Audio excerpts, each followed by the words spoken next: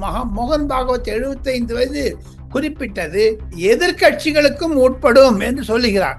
அது முக்கியமான திருப்பம்.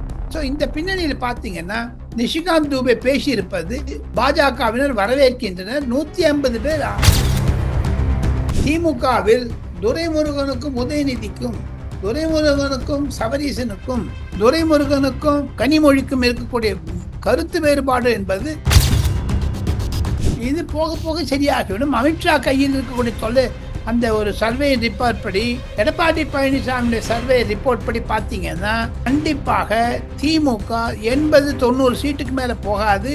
அதிமுக 140 சீட் வந்துவிடும் என்று தான் மார்த்தட்டி சொல்லுகிறார்கள். திருச்சி சிவா என்பவர் வாயால் சொல்லியிருக்கிறார் என்றால் அது ஐயா கருணாநிதி சொன்னதே தான் அவர் திருப்பி சொல்றாரு. காங்கிரஸ்காரங்களுக்கு ஒரு சூடு சொன்ன இல்லை. ஆனால் இதன் மூலமாக கண்டிப்பாக மல்லிகார்ஜுன் கர்கே அவர்களிடம், ராகுல் காந்தி அவர்களிடம் பல மாவட்ட தலைவர்கள் கடிதம் எழுதியிருக்கிறார்கள். காமராஜரை அவமானப்படுத்திய திமுகவுடன் உறவு வேண்டுமா வேண்டாமா என்று. பொதுச் செயலாளர் என்னிடம் சொன்னார், காங்கிரஸில் கூடிய விரைவில் ஐயா டாக்டர் ராமதாஸை யார் சொல்லி செல்வ பெருந்தகை தமிழ்நாடு மாநில காங்கிரஸ் தலைவர் சந்தித்தார், அதற்கு அவர் விளக்கம் சொல்ல வேண்டும் என்று தான் ஒரு கேள்வி கேட்கிறார்கள். அது மத்திய காங்கிரஸ் இடையே ஒரு குழப்பத்தை உண்டாக்கியிருக்கிறது. கூடிய விரைவில் என்போர்ஸ்மெண்ட் டைரக்டரேட் மூலமாக தமிழகத்தில் இருக்கக்கூடிய சில அரசியல் தலைவர்கள், திமுகவில் இருக்கக்கூடிய பல அரசியல் தலைவர்கள், திமுகவில் அமைச்சரவையில் அமைச்சராக இருப்பவர்கள், இந்த பட்டியலில் 14 மந்திரிகள், 3 எம்பிக்கள், பல எம்எல்ஏக்கள், மொத்தமா பார்த்தீங்கன்னா ஒரு 65 பேர்.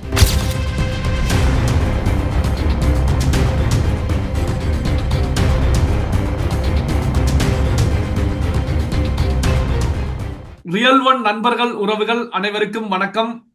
முக்கியமான தகவல்கள் பலவற்றை நம்முடைய உறவுகளுடன் பகிர்ந்து கொள்ள தற்போது இணைந்திருப்பவர் மூத்த பத்திரிகையாளர் டெல்லி ராஜகோபாலன் சார் அவர்கள். வணக்கம் சார்.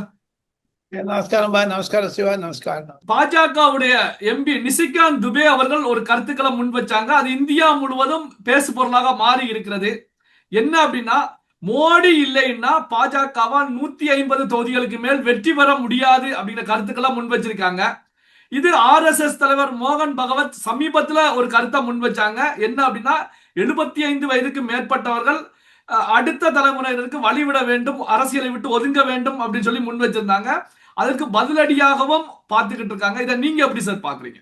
நிஷிகாந்த் தூபே என்பவர் மிக மூத்த நாடாளுமன்ற உறுப்பினர். அவர் பேசுவதற்கு கண்டிப்பாக மத்திய பாஜகவினுடைய அனுமதி இன்றி அவர் பேச மாட்டார். குறிப்பாக நரேந்திர மோடி போன்றவருடைய அனுமதி பெற்றுத்தான் பேசுவார். உதாரணத்திற்கு சொல்ல வேண்டும் என்றால், அந்த 75 வயதை பற்றி கூறினீர்கள்.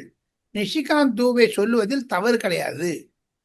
இப்பொழுது இருக்கக்கூடிய சூழ்நிலையில் வட இந்தியாவில் கண்டிப்பாக இந்தி பெல்ட் என்று சொல்லக்கூடிய இடத்தில் நரேந்திர மோடி குறைஞ்சது 150 சீட் வாங்கிடுவாருங்க.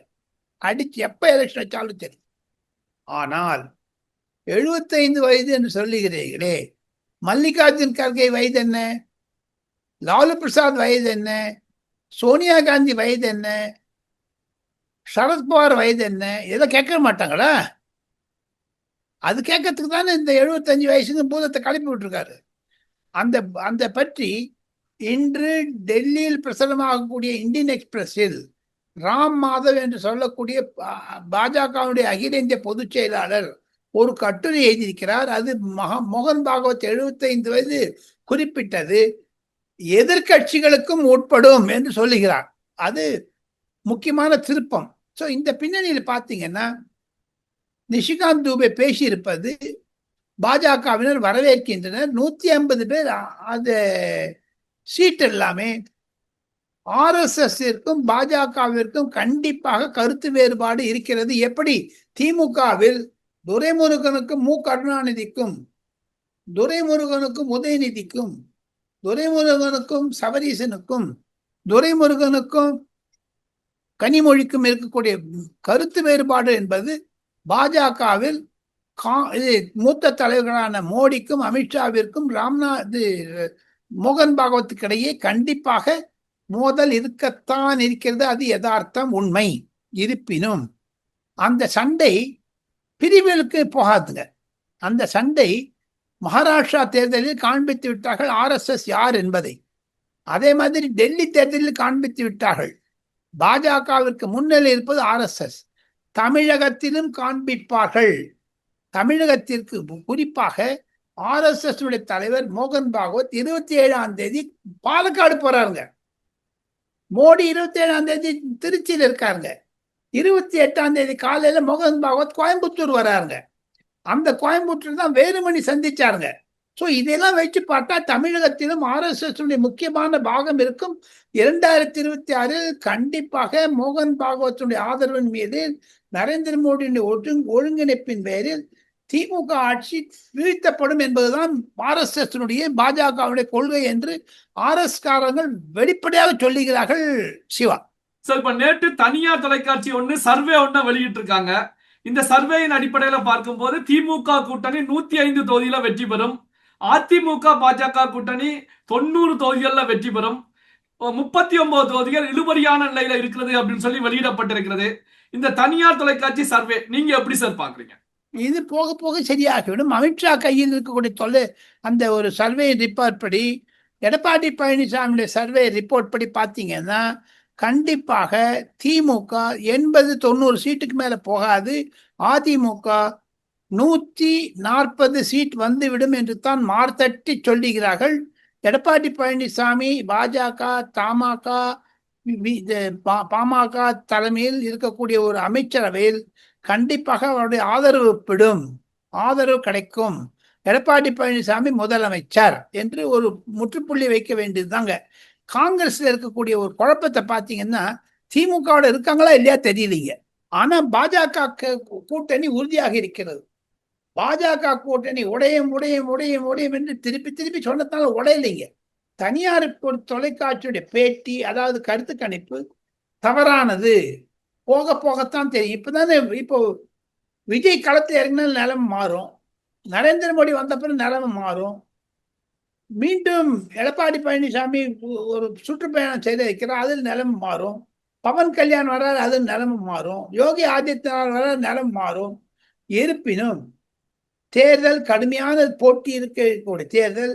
திமுகவிற்கு இரட்டை இலக்குக்கு மேல் கிடையாது என்று தான் அமித்ஷா திட்டவட்டமாக சொல்லுகிறார். அவர் கையில் இருக்கக்கூடிய சர்வேயை பார்த்தால் கண்டிப்பாக அதெல்லாம் தவிர நேற்று பெங்களூரிலிருந்து பிரசுரமாக கூடிய டெக்கான் ஹெரால்டு என்ற பத்திரிகையில் அனைத்து தமிழக கட்சிகள் யார் எந்தெந்த பிரசாந்த் கிஷோர் போன்ற கம்பெனிகளை உபயோகிக்கிறார்கள் என்று லிஸ்ட் போட்டிருக்காங்க. அந்த லிஸ்ட் பார்த்தப்பறம் அது எழுதினவரை எனக்கு ரொம்ப டியர் ஃப்ரெண்டு. நான் அவர்கிட்ட ஃபோன் பண்ணி கேட்டேன் என்னங்க இதுன்னு.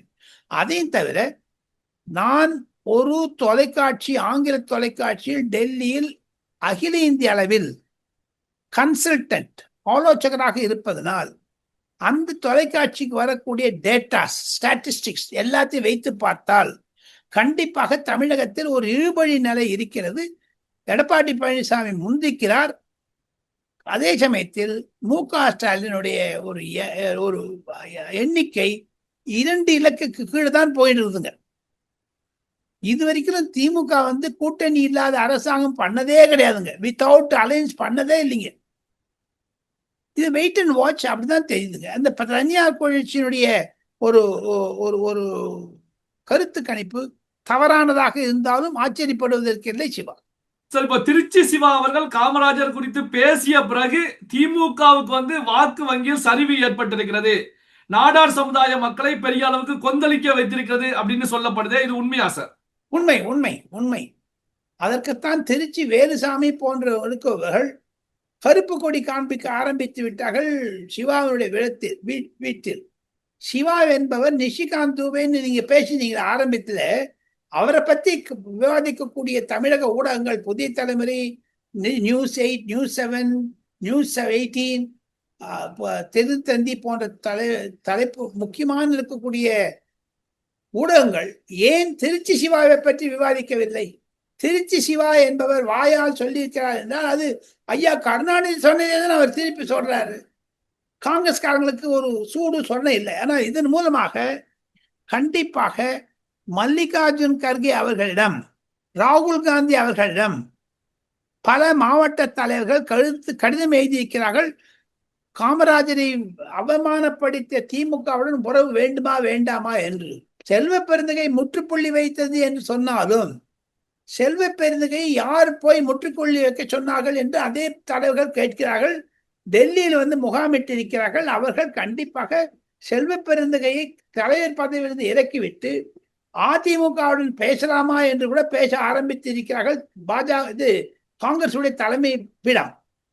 அதில் எனக்கு தெரிந்த மிக முக்கியமான பொதுச் செயலாளர் என்னன்னு சொன்னார், காங்கிரஸில் கூடிய விரைவில் ஐயா டாக்டர் ராமதாஸை யார் சொல்லி செல்வ பெருந்தகை தமிழ்நாடு மாநில காங்கிரஸ் தலைவர் சந்தித்தார், அதற்கு அவர் விளக்கம் சொல்ல வேண்டும் என்று தான் ஒரு கேள்வி கேட்கிறார்கள். அது மத்திய காங்கிரஸ் இடையே ஒரு குழப்பத்தை உண்டாக்கியிருக்கிறது. கூடிய விரைவில் ஜோதிமணி போன்றவர்கள், மாணிக் தாக்கூர் போன்றவர்கள், திருநாவுக்கரசு போன்ற எம்பிக்கள், காங்கிரஸ் எம்பிக்கள் ராகுல் காந்தியின் தனிமட்ட முறையில் போய் செல்வ பெருந்தகைக்கு எதிராக புகார் சொல்லுகிறார்கள். கூடிய விரைவில் செல்வ பெருந்தகை மாற்றப்படுவார் என்று தான் டெல்லியில் பேசுகிறார்கள். சிவா, இறுதியாக நம்முடைய வாசகர்களுக்கு நீங்க கொடுக்கக்கூடிய அந்த ஹாட் நியூஸ் அப்டேட் என்ன சார்? இறுதியாக கொடுக்கக்கூடிய ஒரு முக்கியமான அப்டேட், அமித்ஷா கையில் ஒரு கோப்பு இருக்கிறது.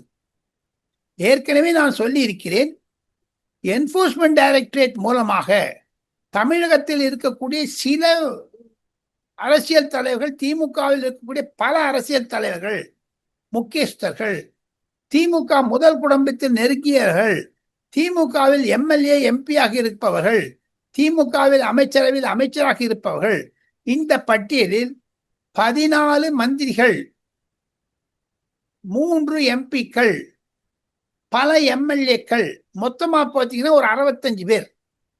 அவர்கள் எல்லாம் Singapore, Thailand, Australia, Melbourne, Sydney போன்ற இடங்களில் மாளிகைகள் கட்டி வருகிறார்கள். பல அடுக்கு மாளிகை தவிர ஹோட்டல் நடத்துகிறார்கள் என்ற பட்டியல் இருக்கிறது. அந்த பட்டியலை கண்டிப்பாக நயினார் நாகேந்திரன் ஆகஸ்ட் செப்டம்பர் முதல் வாரத்திலே வெளியிட இருக்கிறார் அமித்ஷா கொடுத்து. அந்த நயினார் நாகேந்திரன் கொடுக்கக்கூடிய அந்த தகவல் என்பது ஆகஸ்ட் மாசத்திலிருந்து தமிழக அரசியலை கண்டிப்பாக மாற்றும். அது நரேந்திர மோடியினுடைய 3வது 4வது முறை விஜயம் செய்யும் பொழுது பல தாக்கத்தை ஏற்படுத்தும். சிவா, பல்வேறு முக்கியமான தகவல்கள், செய்திகளை நம்முடைய உறவுகளுடன் பகிர்ந்து கொண்டதற்கு நன்றி சார்.